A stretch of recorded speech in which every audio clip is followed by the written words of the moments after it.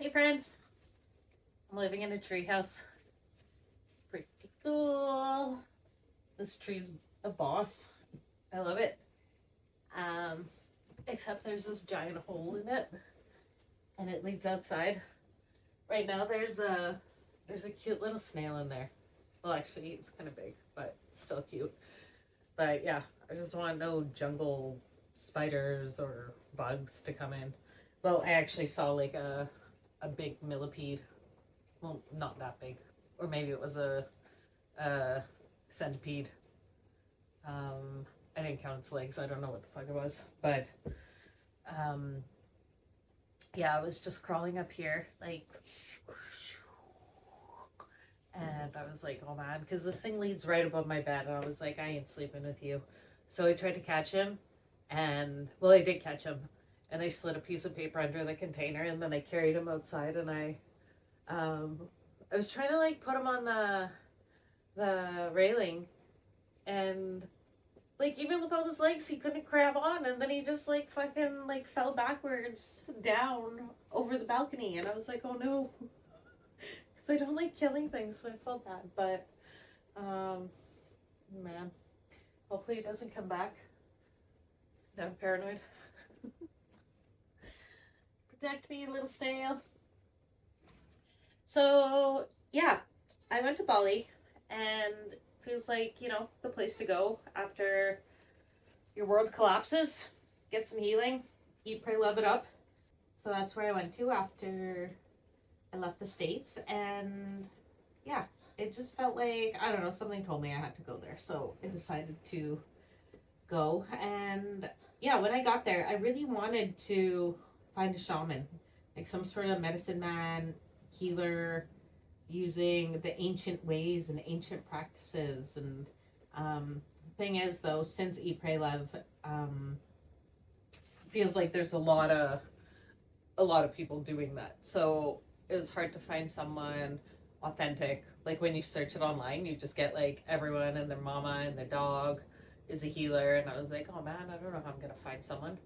So there's this cool place called the Pyramids of Chi, and I signed up for this workshop called a death meditation. And I don't know, I was just looking at the website, and I was like, well, I want to do that. And it was the next day, so I was like, okay, I'm gonna go. And I went there. And at this workshop, there's maybe like 10 people, and we all just kind of like sat in a circle before. And the facilitator was like, hey, what brought you here to this meditation? What brought you to Bali? And everyone just kind of went around saying, and a big part of it for me, I think, why I wanted to go to this was my nephew dying. And well, that was a tough one. He was just a baby, and yeah, it was hard. Like a lot of things in my life just fell apart, but like that was definitely the toughest. So yeah, I kind of like gave a rundown of everything that happened, including that, and I was like, it feels like, I don't know, death has just been surrounding me, and I need.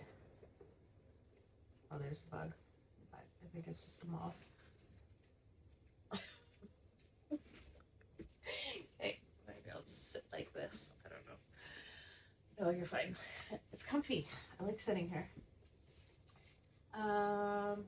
So yeah, we did this meditation. It was pretty sweet, and it felt like a lot of um, just the way that he guided me through it was like pretty powerful, and I really got a lot out of it. And after it was done, I was sitting outside in the gardens at the back, and I was leaving myself a voice note, just a recap of like what I experienced. And then one of the guys, his name was Max, he came out, and he was like, hey, as soon as he started talking, I just felt like I had to give this guy's number to you. He said, like, he got to Bali a month ago, and someone gave him a shaman's number, and he's like, I'm not going to tell you anything about it. You just need to go see this guy. And I was like, that's so crazy, because I was thinking last night, like, how do I find an authentic shaman? He's like, go to this guy. And so I was like, and so I messaged him on WhatsApp, and I was like, hey, I got your number from someone who saw you a month ago, and do you have any openings? And he's like, yeah, come tomorrow at 11. So he sent me like a Google Maps address, but he like hand wrote it. And I could not read his writing, and I was like, what the hell? How am I supposed to figure this out? Where am I going? And he eventually sent me just the link, which you should do instead of writing out this long ass URL. So I got there, and my appointment was at 11, so I was a bit early, and there was a guy there, and he's like, oh, I'm late for my appointment. And his name is Danny. He was from Ireland, and we just started talking like instant connection, and we just kind of were talking about our stories and why we were in Bali, how long we were there, you know. And then the shaman came out. His name was Katuk, and he was with his assistant, and they brought us tea, and then we just sat there drinking our tea, and the shaman was doing whatever. And then Katuk came back, and he was like, hey, you guys are friends, you know each other, you can just do your healing session together. And oh my god, it's actually so funny because I just messaged Danny about this. I have my laptop since I'm filming on my phone, so I can read you. Yo, buddy, how are you doing? Are you back home in Ireland? So many times over the past few months, I think in bewilderment about our first meeting and just start laughing. Us screaming and writhing around on a table in pain while that random man dug sticks into our feet. Him telling you that gay was not the way. Him behind us cracking our necks so fucking aggressively without warning. My tits hanging out because I was so out of it. And then us laughing maniacally for 2 hours after, trying to process what the fuck. Best way to make a friend, to be honest. Not knowing what we signed up for and just show up to that. Like, I'll never forget the screams when he dug the sticks into your feet. Anthony, hey, what's up? These messages make me laugh so much. That was such a fucked up experience, man. Like, so wild. Like, such a, yeah, I don't know, man. So, like, actually crazy when I think back. It's so funny. I feel like there were so many lessons, but not lessons that I had expected to get, like unintentional lessons. But so good to hear from you. So now I'll break that down for you. Hey, it started with us like going into his healing room. He had 2 tables, gave us both sarongs, was like, put these on, leave your underwear on, take your bra off, and just each sit on your table. And then we're sitting there waiting for him. He came back in, and him and his assistant were like, so what brings you here? And I was just kind of like, I don't know, healing. I just wanted someone to help me. I feel a little bit stuck and lost, and I don't know what I'm doing. And Danny was like, yeah, kind of the same. I'm just looking for like purpose and meaning in life, and I don't know. And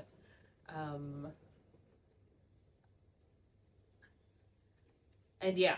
And then there was one point where the shaman's like, well, what does healing mean to you? And what is this? And he just kind of like turned it back on us. And then we were like, I don't know. And then at some point, love came up. And I don't know who brought it up, but the shaman was like, well, love is when big happiness, big emotions, when you have a woman, and he points at me, and a man, and points at Danny. And Danny was really cute. Hot man. And he was like, yeah, when you have a man and a woman and they lie together and they're happy together and they're just lots of love and emotions and joy, and then Danny was like, well, what about a man and a man, or a woman and a woman, because he's gay. So, but then Bali, maybe Indonesia, it's a very heteronormative culture still. Like, they're not that open to different lifestyles. And yeah, the Katuk was like, no, that is not the way. That's not right. That's not the right way of life. And Danny looked miffed. And I was like, because he just shut it down. Like, no, that's not it. So we were both kind of like, just gave a look, and then we like lay down on our tables, and the shaman um, I don't know. There was singing bowls and rattles and chanting, and I think they were throwing water on us, like cleansing. They were tying bracelets on our wrists, and he started with me with these fucking. It was like a Harry Potter wand, like this stick that he dug them into my feet like fucking. I think probably because you know in Chinese medicine, like when you look at those acupressure charts, places in your feet correspond to areas in your body. So he was like, I can feel in your feet what's stuck in your body. And so, oh my god, he just dug these. It was an actual fucking, it was actually torture, man. He was just like going to town, fucking like digging it right in, and my toes, like, oh, I've never felt this pain inflicted on me from someone else. It was horrible, and I was screaming like, ah, ah, ah, like I didn't even know what the hell I signed up for, and now this guy's fucking digging sticks into my feet, and then like Danny, he was just getting whatever the sister was doing to him, and then yeah, he kind of like went around me, and then he's like, "There's a lot of anger." And you're like, he was still digging into my feet actually. He's like, there's a lot of anger, you're holding on to so much anger, what are you mad about? And I was like, well, I'm just mad at the world. I'm mad that my nephew died. I'm mad that this little baby died. And then he said something that like was actually really what I needed to hear. He said, in Bali we don't consider babies until they're 3 months. Like 0 to 3 months they're still angels, and they're not of this world yet, and they have the choice if they want to stay or if they want to go, and they're not bound to earthly tethers.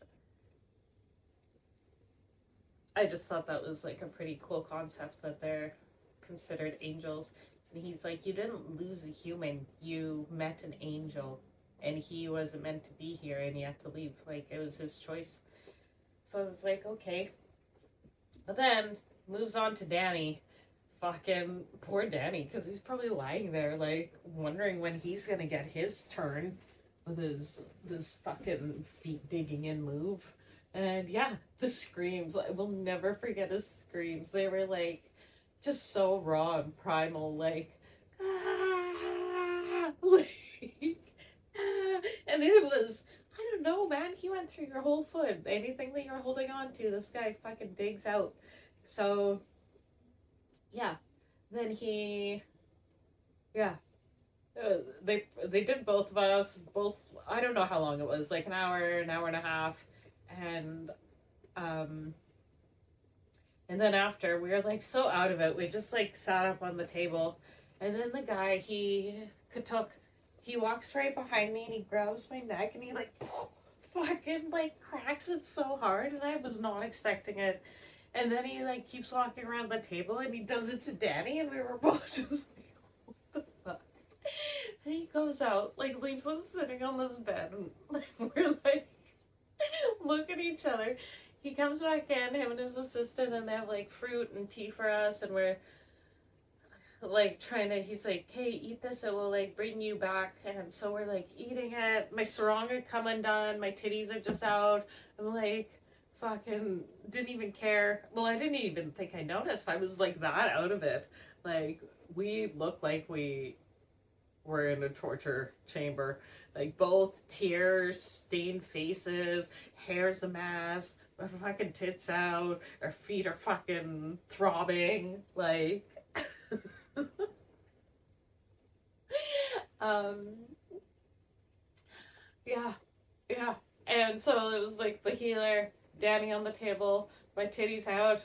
I'm just like fucking eating this fruit, trying to process what the hell I just went through. And then, yeah, we got dressed, did like a weird photo shoot with him where we're like, the whole time me and Daddy were laughing. We just couldn't stop laughing. And like it's just so unexpected and so chaotic, and yeah, we just did not see that coming. So then we got yeah, we got out of there. The guy told us about like a good restaurant we should go to. So then Danny's like, "You want to go?" And I was like, "Yeah, let's go. Like decompress and unpack this." Well, Katuk showed us like his pet iguana and then his pet pig, and then we just took off and went to this restaurant and had some cacao and um, food, and we were like laughing the whole time. Like we just kept. Well, we had some good talks. We were talking about life in general, but like we just like kept shaking our heads, and we're like, "What the hell?" And kept laughing. And he's like, "Yeah." After he said that about like two men, I was going to leave. I was like really like put off by that, and I was like, "Yeah, I don't think too much about it, man. I think like the Balinese are just too they're just very traditional." And they told him about this Gojek driver that I had, and the guy's wife left him, and he was um, so broken. He's like, "How could she do that? She left me and my kids, and she doesn't even care about us anymore." And he's like, "And I don't have anyone now." And I was like, "Buddy, just like find a friend with benefits or something." And he's like, "What is this?" And I like explained the concept of fuck buddy to him, and I was like, "Yeah, you don't need a girlfriend, you don't need a wife. You can just have like someone, and at least get laid." And the driver was like so shy. He's like, "Oh my god, no, we don't do that here. We're not like that." And I was like, "Well, I don't know. Feels like you're lonely, so." Maybe you should consider it. But I told Danny about that, and he's like, "You had that talk with your Gojek driver?" And I'm like, "Yeah, I did." But I'm like, I think that it's like their culture's just like really, really traditional. Like they don't believe in even friends with benefits, so they're not even gonna fathom the concept of two men together. I think it's just too sacrilegious in their eyes. So don't worry about it, bud. So yeah, I paid money to a shaman to friggin' dig sticks into my feet and beat me up, crack my neck. Like, feels like if you're not trained, should you be doing that to people? Uh, yeah, he was like, "Hi." Well, not like that, but felt like that. Felt like I went around with Mike Tyson after I left Katuk's fucking office. Like, whatever. I wanted a shaman. I got a shaman. And weirdly enough, he did tell me what I needed to hear. And I made a really cool friend. So, win. But, I found him on Instagram. So, maybe I'll link his Instagram or something. Oh, I looked at the Google reviews after, and people were like, "Great, great healer, but man, is it painful. This motherfucker digs." Well, they didn't say that, but it hurts so bad. So, like, maybe it's good I didn't see this before I went, because I probably would have went if I read reviews of what was going to happen. I think going in there not knowing what was going to happen is what I needed, because there's no way I'd willingly sign up for that. But, worked out in a way. Anyways, I love you guys. I miss you. And talk to you later. Bye. Bye. Nothing came out and attacked me. Hiya.